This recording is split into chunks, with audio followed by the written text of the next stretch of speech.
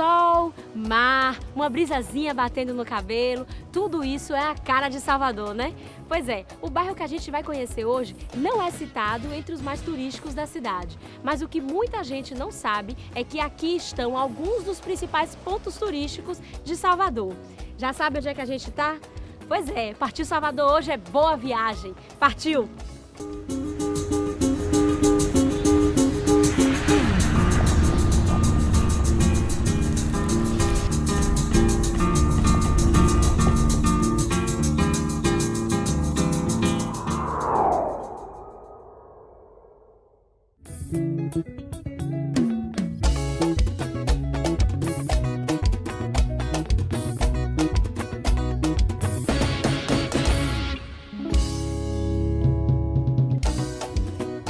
E para conhecer um pouco mais desse bairro de Boa Viagem, eu não vou estar sozinha não, viu? A gente vai contar com a ajuda dele, que é pesquisador e também produtor cultural. E mora aqui no bairro há muitos anos, Orlando do Vale, que vai acompanhar a gente nesse passeio. Tudo bom, Orlando? Tudo bom. Eu tenho certeza que depois de ver esse programa, as pessoas vão enxergar o bairro de Boa Viagem de uma forma diferente, você não acha? Eu acredito que sim. Pronto, a gente vai começar aqui, que é o marco do início da história do bairro, né, Orlando? Exatamente. Que é a igreja Nossa Senhora de Boa Viagem. É. Por que essa igreja marcou o início do bairro? Essa igreja foi construída começou com a doação de Dona Lourença Maria em 1710 e começaram a construir em 1712. Então ela tem mais ou menos 300 e poucos anos já, né? Então ela foi o marco do bairro porque o bairro se desenvolveu ao redor da igreja.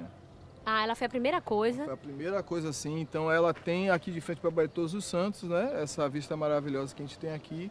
E as pessoas não sabem, é um marco porque o desenvolvimento do bairro começou realmente assim. Era um arrabal disso tudo aqui. Sim. Essa área aqui da península, né? Era considerado um arrabal de que era uma coisa distante do centro da cidade, do centro histórico, do centro antigo. Né? E aí o bairro foi se desenvolvendo aos poucos ao redor aqui da paróquia, da Igreja da Boa Viagem. É verdade que isso aqui era uma área de desembarque de mercadorias que vinham de fora? Aqui era basicamente um porto?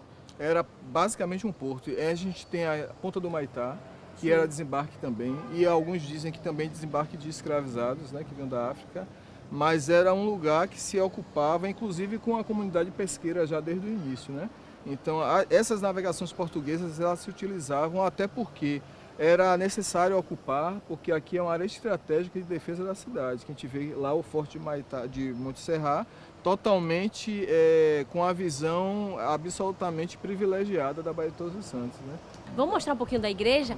Agora, uma outra curiosidade também, é verdade que esse bairro de Boa Viagem tem esse nome porque as pessoas desejavam sempre uma boa viagem para quem vinha para cá, porque tinha muito risco no mar, é verdade isso? Na verdade é o seguinte, é uma coisa interessante você perguntar isso porque a história diz o quê? Eles resolveram, a ordem franciscana de São Francisco, que recebeu essa doação do terreno, que resolveu construir a igreja em 1712, eles escolheram e foi a primeira igreja do Brasil a ter esse título de Nossa Senhora da Boa Viagem, em honra a Nossa Senhora da Boa Viagem não existia no Brasil. Sim. Então, assim, as pessoas eu acho que foram acoplando o pensamento. Foi agregando essa mas ideia, eles faziam né? essa ideia, que é um pouco que remete também à Igreja do Bonfim.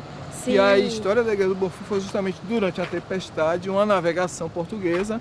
Eles vieram também, o capitão, né, que trouxe as imagens de Nossa Senhora da Guia e do Senhor do Bonfim em promessa a serem salvos de uma tempestade. Então, tudo gera realmente essa coisa da boa viagem. Da boa viagem. Vale lembrar que no período colonial as embarcações enfrentavam grandes riscos no mar. Não tinha a tecnologia que a gente tem hoje, todos os aparatos. Então era realmente uma aventura você se lançar ao mar para sair de Portugal ou de algum outro país da Europa para vir para cá, para o Brasil, né? Exatamente. Então quem chegava vivo tinha que dar graças a Nossa Senhora de Boa Viagem, né? Exatamente. E aqui a gente agradece até hoje porque é um bairro maravilhoso. Alguns problemas como, né, são inerentes à realidade atual, mas é um bairro muito bom, um bairro familiar, um bairro já tradicional da Península de Itapajipe.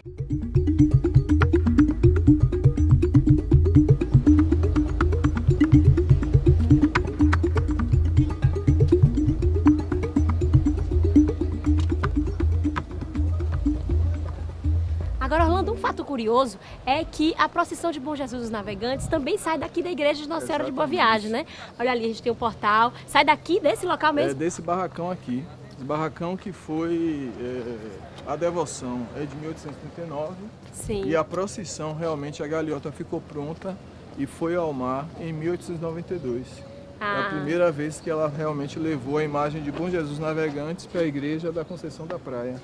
E aí aqui o pessoal sai em procissão em direção à igreja de Monte Serra, é isso? Não, aqui é o seguinte, aqui a galeota sai, ela é tirada no dia anterior, que é o dia 30 de dezembro, e no dia 1º, ela vai no dia 31 de dezembro, às 17 horas, a depender do mar, ela vai embarcada, vai direto para a Conceição da Praia. Ah, vai para a Conceição da Praia. Para a Conceição da Praia e dorme lá.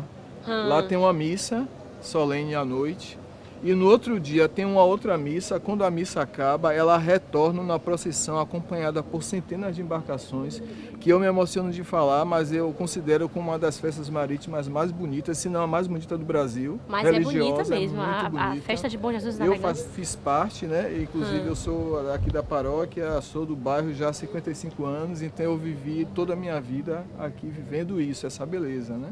E aí no dia 1º ela retorna. Só que antigamente a procissão saía de tarde, no dia 1º. Sim. Mas porque é uma festa popular, junto, né, a festa pagã, como se diz, né? Sim.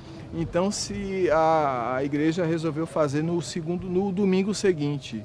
Então é a procissão terrestre. Agora que a gente já conhece um pouco da história do começo do bairro de Boa Viagem, conhece um pouquinho da história também da procissão de Bom Jesus dos Navegantes, vamos para onde agora? Qual lugar você indica para a gente conhecer aqui no bairro? Eu recomendo o Forte de Monte Serra. Vamos lá então, conhecer?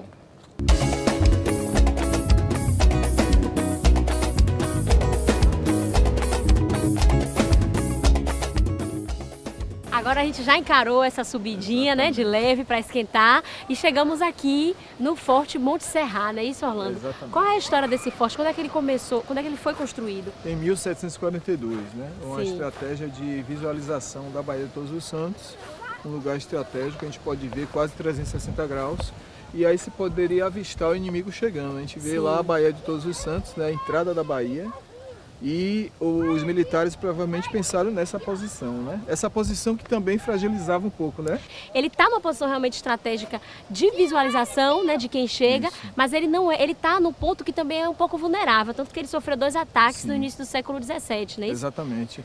Essa posição privilegiada, ela também transformava ele num ponto fixo. Sim. Então, um ponto fixo que o inimigo poderia atirar com maior propriedade, né? Com maior certeza. Mais facilidade. Mais facilidade. Então, assim, realmente ele ficou muito vulnerável, mas ele está aí resistindo ao tempo e está aberto, né? Então, está acho que cabe a gente fazer uma visitação aí também agora. Agora a gente, claro, vai subir para mostrar para vocês a imagem linda, panorâmica que a gente tem lá de cima.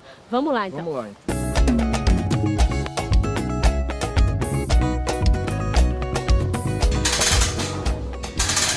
Chegamos aqui no forte, né, Orlando? É um forte pequeno, né, em comparação aos outros que a gente tem na cidade, né? Mas a gente, inclusive, tem até aqui alguns visitantes, né, conhecendo. E vamos ver daqui de cima a vista que o forte proporciona pra gente.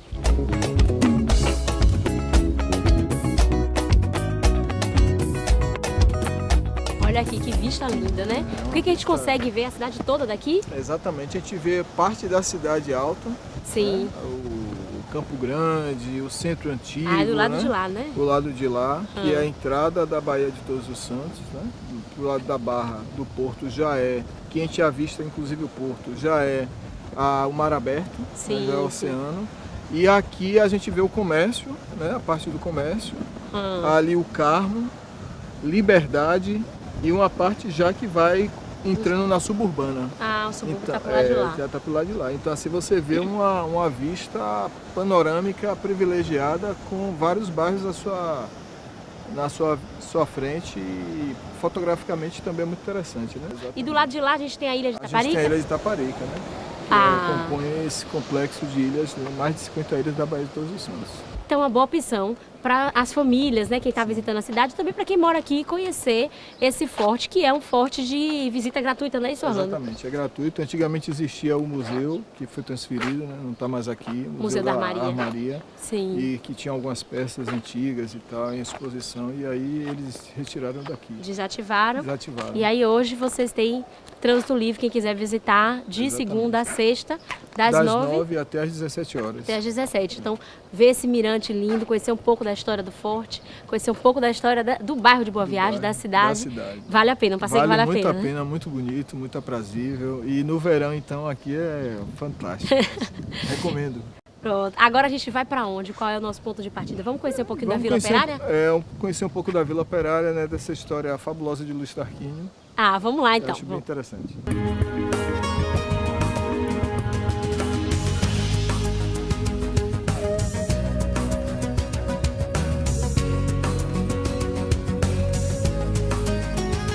Bem, a gente chegou aqui na Vila Operária, que é um lugar que tem uma história bem curiosa, né, Orlando? Muito curiosa. E você conhece muito bem, né? Qual é a história dessa vila? Como eu nasci aqui, né, vivi todo o histórico da vila, né, toda a transformação que ela sofreu.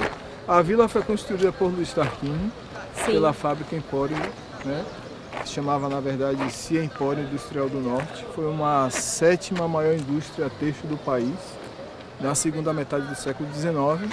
Luiz Tarquínio era um industrial negro, né? Um homem de uma visão à frente do seu tempo, que influenciou muita gente a vir para a Península de Itapajipe, né? Como eu disse, era chamado de Arrabalde da Boa Viagem. Era um lugar que ninguém queria ver. É um lugar distante, onde muitas famílias de posses tinham casas de veraneio. Sim. Já tinha um bairro desenvolvido, mas era uma questão de estratégia e de logística, porque era muito longe, né? Vindo do centro histórico da Barra, de outros lugares da cidade para a Península de Itapajipe. Para quem trabalhava na fábrica, né? E ele, de uma forma estratégica, pensou em colocar a indústria aqui por causa do terreno, né? Ele comprou quase toda essa parte aqui da Avenida Luiz Tarquínio e fez disso aqui uma coisa inusitada para a questão industrial, que era uma grande fábrica, uma grande indústria de tecidos. Ao mesmo tempo, era uma iniciativa pioneira construir uma vila operária tão moderna que não existia no Brasil, e como condomínio, primeiro condomínio do Brasil, primeira vila operária do Brasil, construída em 1892. E aí a gente vai caminhando aqui por essa vila. Então a gente pode dizer que todo mundo que mora aqui é filho, ou ainda existe algum operário daquela? Não, né? Existem muitos operários que trabalharam na fábrica até a década de 70, então quando ela fechou. Ela só fechou em 70. Ela fechou na década de 70. Então ainda tem esses funcionários que estão vivos, muitos ainda de 70, 80 anos de idade que ainda existem e estão aqui para contar um pouco serem testemunhas, né, dessa época. Né? Você é filho de operário, Eu né? sou filho e neto de um chefe de seção, que trabalhou com o próprio Luiz Tarquínio. Meu avô trabalhou com ele como chefe de seção e meus pais eram operários na fábrica. E aí por isso que você mora aqui desde que nasceu? Eu moro aqui, moro com o irmão aqui, e a gente morava na casa número 1, que foi demolida, inclusive, que é onde tem um ponto de ônibus. A casa da gente, as casas da ponta eram as casas maiores, de 2 andares, né? E era um quarto, 4 salas, sala, cozinha e banheiro. Poxa, eram casas boas, Eram né? casas muito boas, né? E o andar superior mais 4 quartos, né? E tem muitas casas ainda da ponta que ainda tem essas características, né? Mas a maioria foi alterada, as fachadas foram alteradas. Infelizmente não foi tombado, porque se tivesse sido tombado seria uma joia da época industrial, né? E assim, é uma coisa de tal valor histórico que a gente não tem como mensurar. O que Luiz Tarquínio fez realmente foi uma coisa bem complexa para a época. Ele tinha a visão porque ele ficava 6 meses em Londres e 6 meses em Salvador. Então ele tinha uma visão do que era preciso fazer aqui e trouxe essa tecnologia inglesa para cá, né? E olha o homem aí, falando nele, temos aqui uma estátua em homenagem a ele, né? Que foi com essa revitalização que você falou, ou a estátua já estava aqui antes? Não, a estátua reza a lenda, né? A gente tenta apurar essas coisas, de apurar a história, é uma coisa bem complexa, mas reza a lenda que essa estátua, ela foi patrocinada com dinheiro dos próprios operários.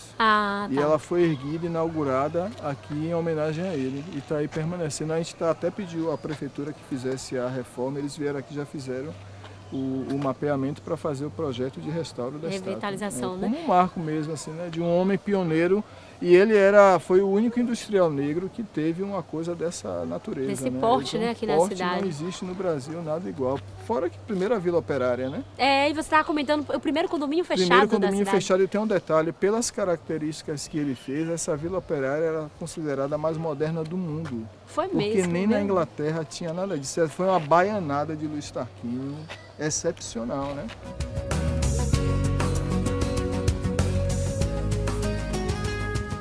Então tinha uma coisa inusitada aqui que ele colocou que só tinha no bairro da Barra e no centro antigo de Salvador. Luz elétrica e água encanada. Era mesmo? Eram 2 benefícios fabulosos, porque era tudo de lampião, candeeiro, né? Nessa Não época. tinha uma estrutura elétrica. Aí ele colocou dentro da Vila Operária para os operários. Né? Era um conforto a mais. Além do mais que aqui a gente está construído em cima de um minadouro. E ele extraía a água para lavar a vila todos os dias. Então vamos dar uma caminhada agora para a Vamos gente dar uma conhecer um caminhada. pouquinho dessa vila?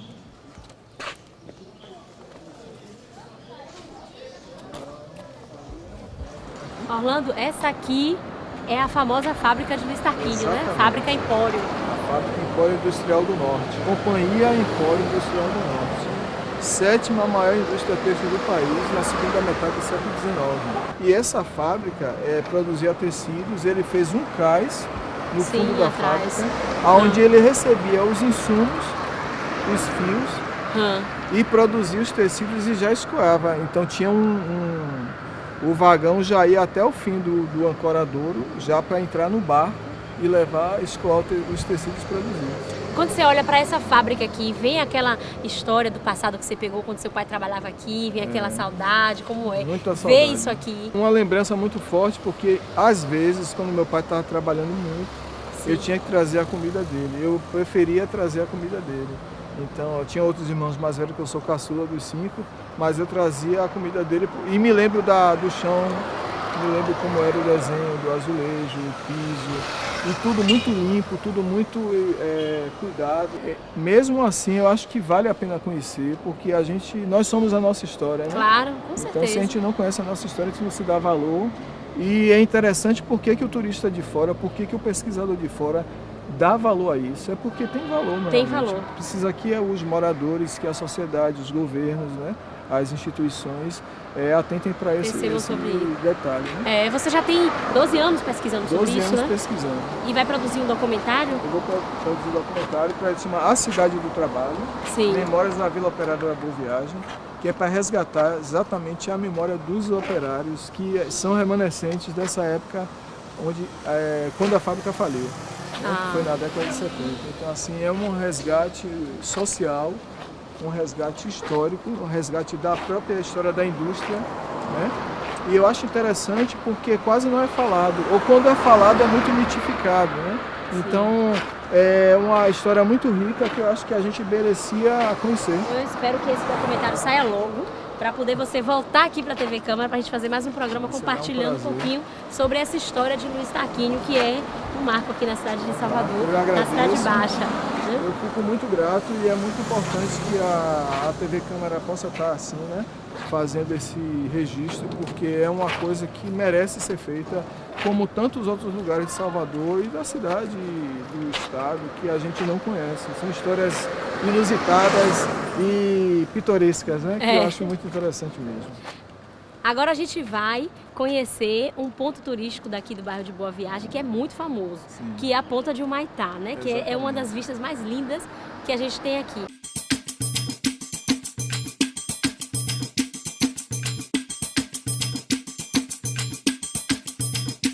Agora a gente acabou de chegar aqui numa das vistas mais lindas da cidade de Salvador, né, Orlando? Exatamente. Ponta de Humaitá. Essa Ponta do Humaitá, ela é muito bonita, muito frequentada pelos moradores da península, da cidade. Tem uma vista maravilhosa, um pôr do sol que não deve em nada ao pôr do sol da Barra. Me desculpem, não é porque eu sou morador.